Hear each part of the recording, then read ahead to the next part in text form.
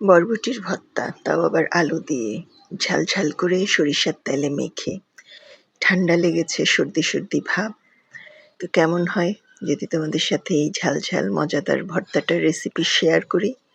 আসসালামু আলাইকুম, হেসেলের আখ্যান থেকে। রেসিপি না দেখে কেউ কমেন্ট করবে না, খুব শর্ট একটা ভিডিও দিয়েছি, সঙ্গে থাকো। তো আলু আর বরবটি সিদ্ধ করে নিয়েছি, 1 চিমটি হলুদ, স্বাদ মতো লবণ, লবণ আর পরে দেবো না, সিদ্ধ মানে যতটুকুন ভর্তায় লাগতে পারে আন্দাজ করে ভর্তার মধ্যে দিয়ে দিয়েছি। তারপরে ভর্তাটা ভালো করে সিদ্ধ করে নিয়েছি রসুন দিয়ে। একটা করলা দেখতে পাচ্ছ, সেটা এমনিতেই খেয়ে ফেলবো, ওটা ভর্তায় মেশাবো না। ওটা গাছের ছিল, সঙ্গে দিয়ে সিদ্ধ করে নিয়েছি, তুলে ফেলবো। তো তারপরে আর ভর্তাটা ভালো করে সিদ্ধ করেছি কাঁচামরিচের সঙ্গে দিয়ে। এরপরে ভালো করে ধনেপাতা বেশি করে দিয়ে, যেহেতু কাঁচামরিচও সিদ্ধ করা, সব কিছু ব্লেন্ড করে নেব। তোমরা চাইলে পাটায়ও বেটে নিতে পারো, আমার তো একটু সমস্যা আছে, সেজন্য আমি ব্লেন্ডারেই ব্লেন্ড করে ফেলি।